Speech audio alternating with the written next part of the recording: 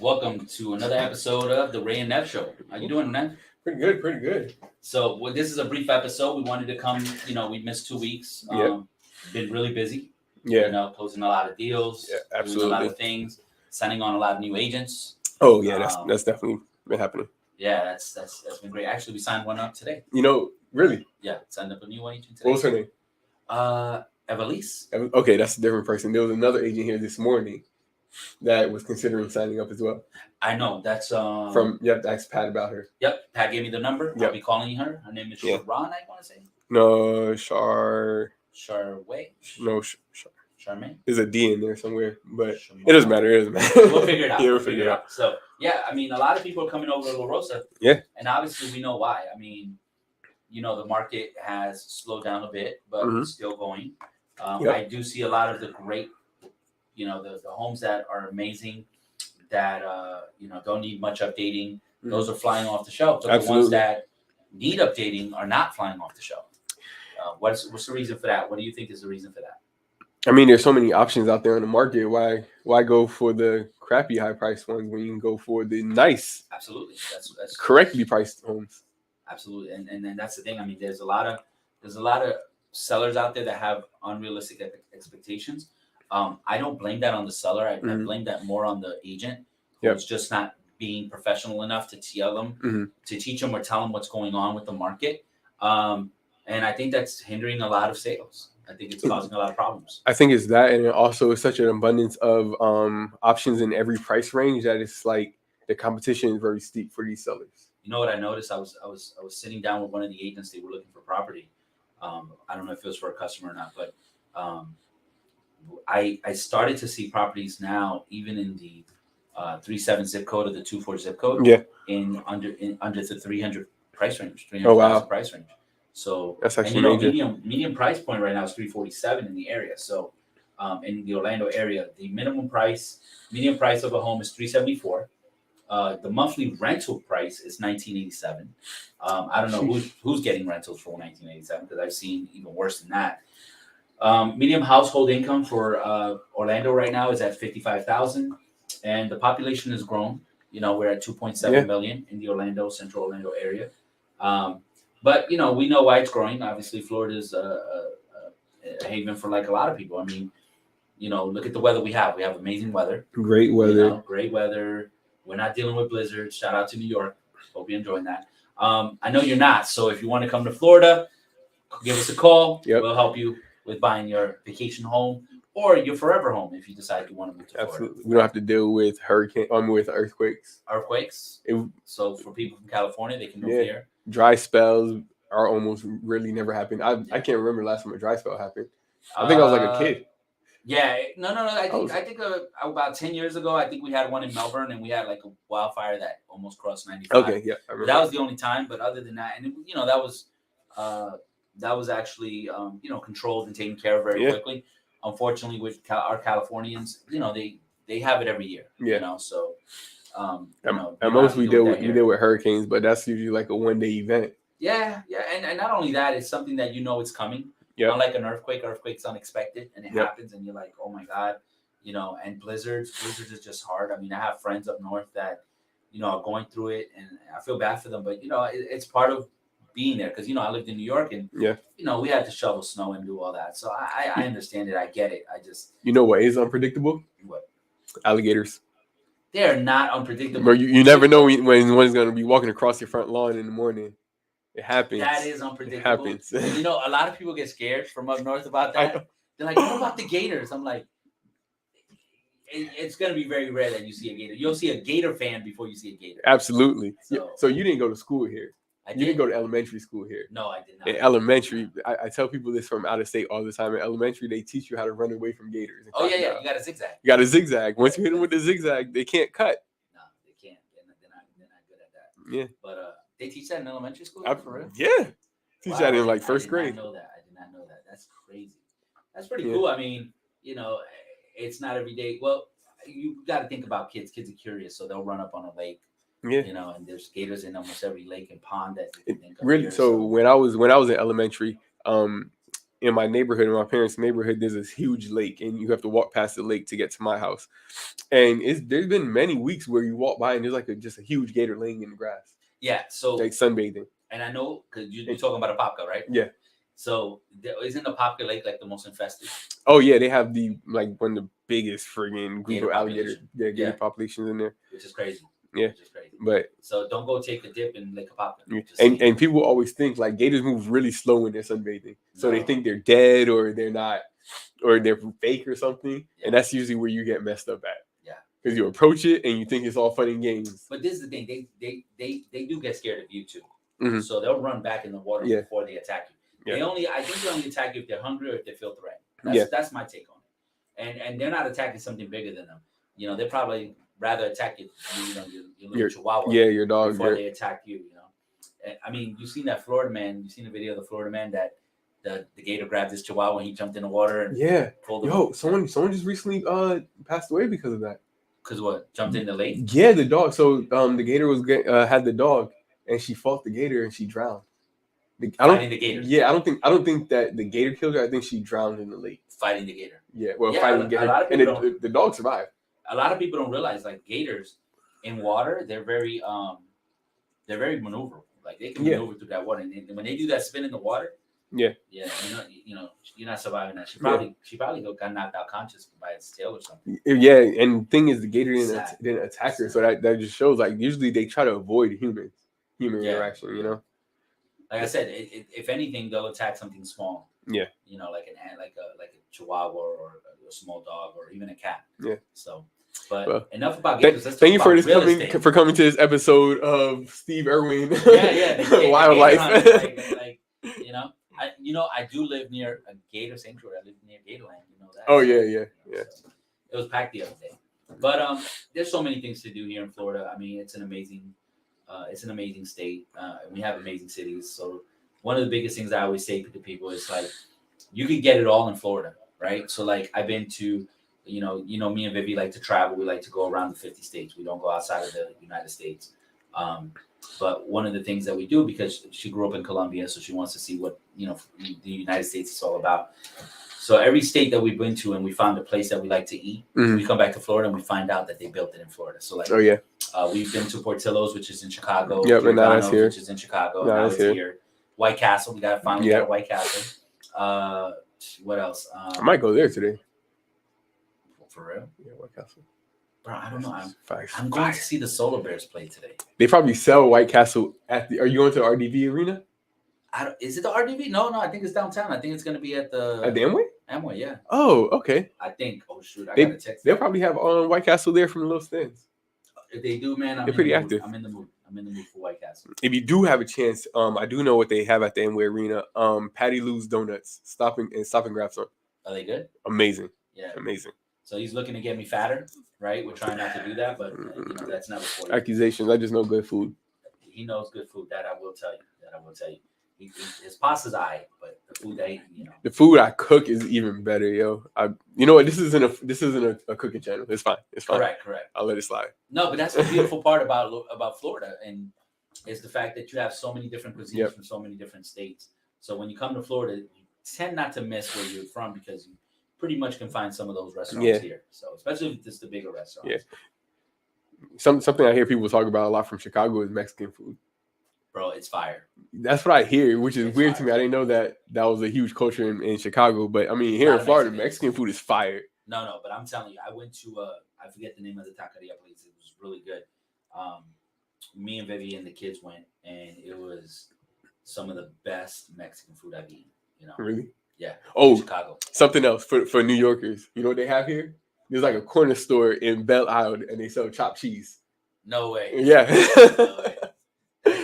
So for all the New Yorkers complaining that you can't find good chopped cheese here in Florida, I mean, you gotta go all the way to Belle Isle to do it, but they do it for you.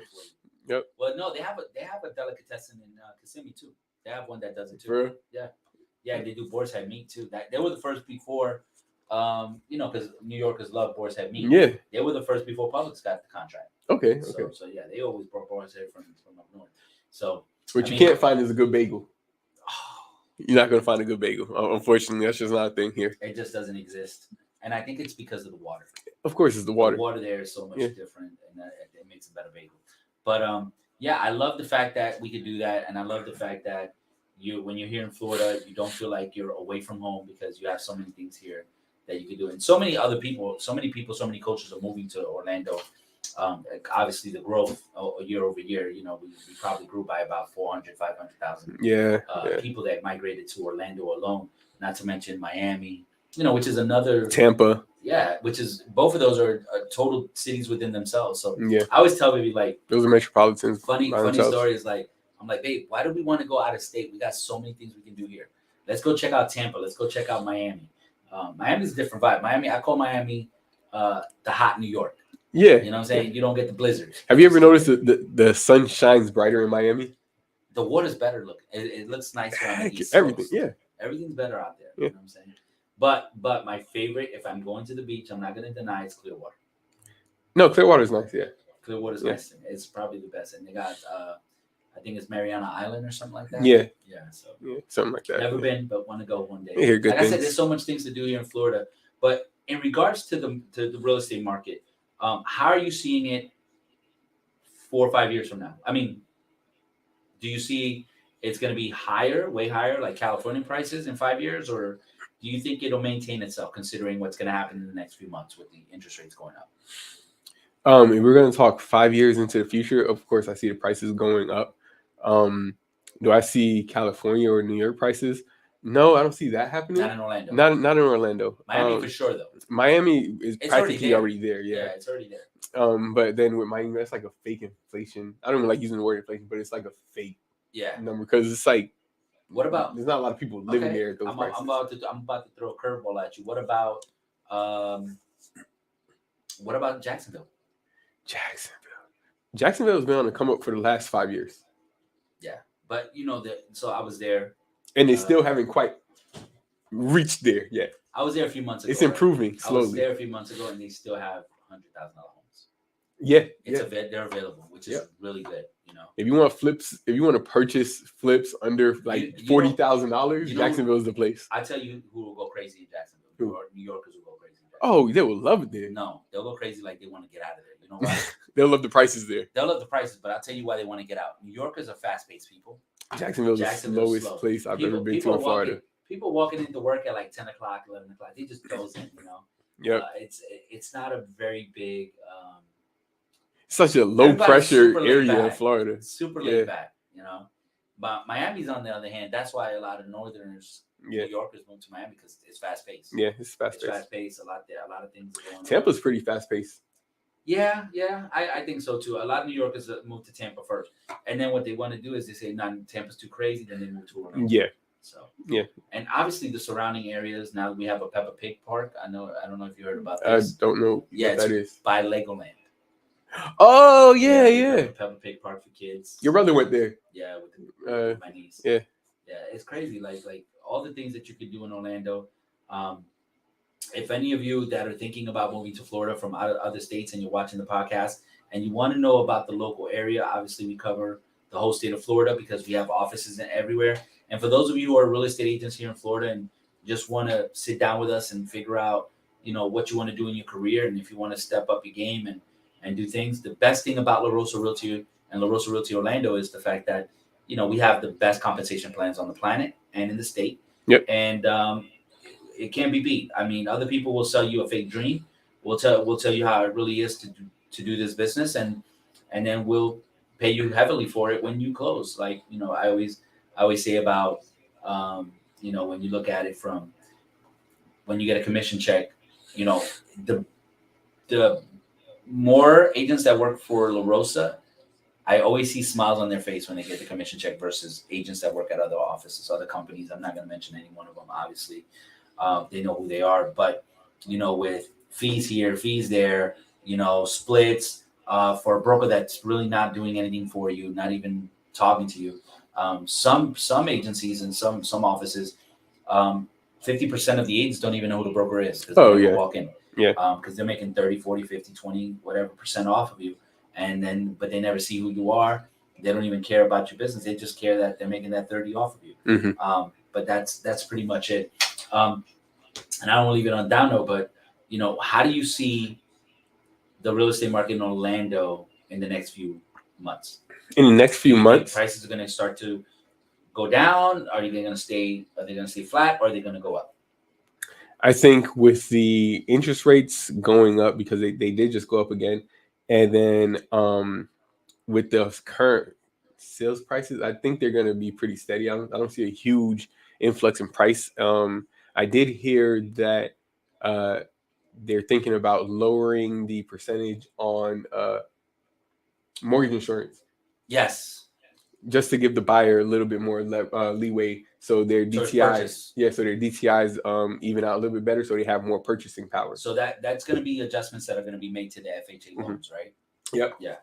Yeah, I read on that too. And I mean, conventional as well. Well, but think about it like this. No, at the end of the day, you have to look at it, right? Like it really sucks that we even pay for this mortgage insurance.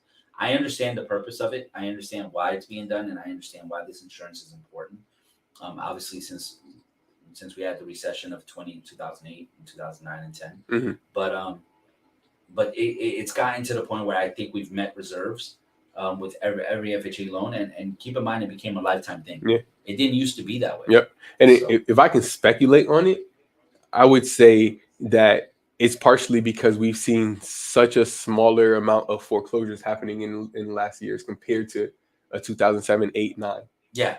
I don't foreclosure rates have not been going up in these last few years. I don't think we're in the same boat as we were in that time.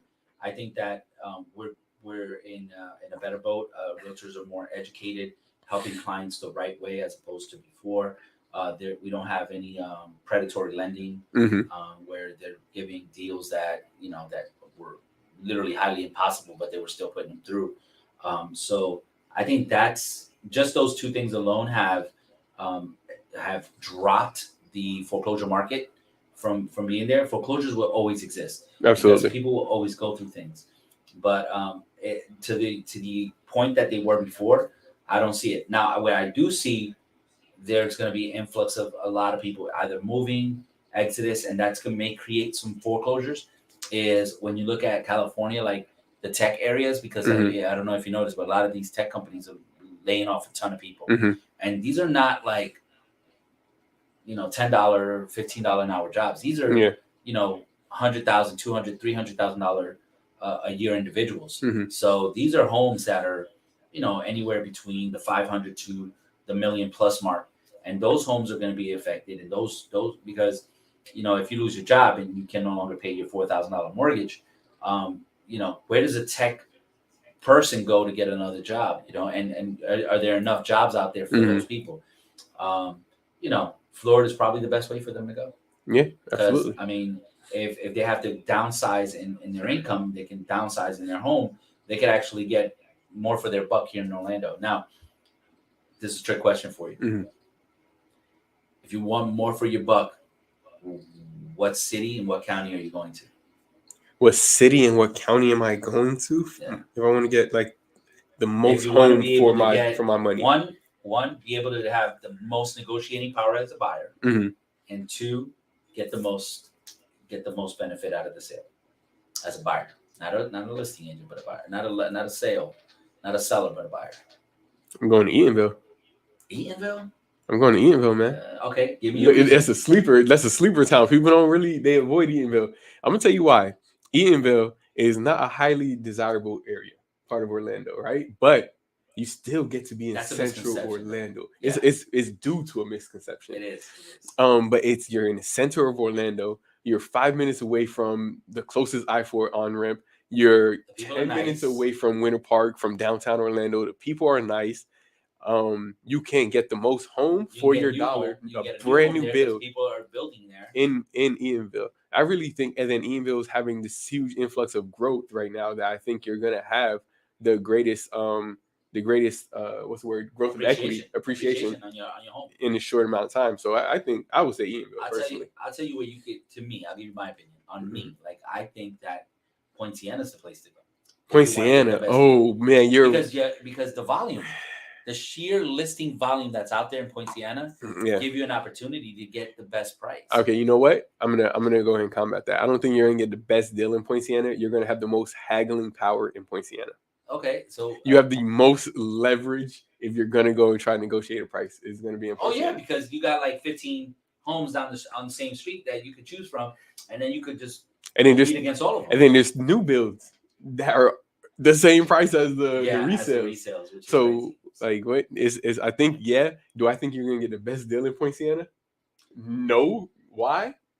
Because you're in Poinciana. You're an hour away from Orlando. Listen, you're an Orlandian. You can't. I can't. What? I can't. An hour and a half away from downtown Orlando. Neville, because Neville, he lives downtown. He lives that downtown What? life. He's 20 minutes from everywhere. That's what he tells you. But he always shows up 15 minutes late.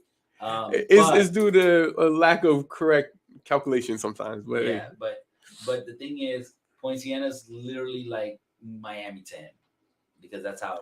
No, it's not. It's not like Miami, because when I'm driving Miami, it is a long drive, but there's a level of enjoyment because I'm gonna be in Miami. Poinciana is no like level of enjoyment going to Poinciana. Exactly. There's no level of enjoyment going to Poinciana. Going to Poinciana is the equivalent of, I don't even know, going to the dentist. Driving an hour and a half to go to the dentist. I'm not looking forward to that. Yeah, that's true. So, but I will say, you're gonna get the most home. You're probably gonna get one of the most beautiful homes in Florida if you do purchase in Poinciana for the best price. Prices are really good for the big houses. Yeah. I mean, you're gonna get, if you're looking to get a 4-bedroom, 5-bedroom home, for a good price, Poinciana is where to go. Right. You're gonna get it under $500,000. Oh yeah. Under $500,000, you're gonna get 2,500 square feet under $500,000 in Poinciana. Yeah, I think so. I think, and the variety is there. That's the crazy part. There's so many homes there that you can choose from that you're gonna be able to haggle. You're gonna be able to get a good price. You're gonna be able to get closing costs. You're gonna be able to get, if you hire a good realtor, obviously. Yep. You don't want to, like what I call a realtor, a drive-by realtor that just goes and then says doesn't negotiate anything, just goes by whatever the listing agent is saying, and then does nothing for you at that point. So, but that being said, that's our episode. So we want to thank everybody for watching. I know we went crazy. We went everywhere today. Yeah. But we wanted to let you guys know, man, Florida is the place to be. Yeah. And La Rosa, Orlando, and is the place to be if you're a real estate agent. Why?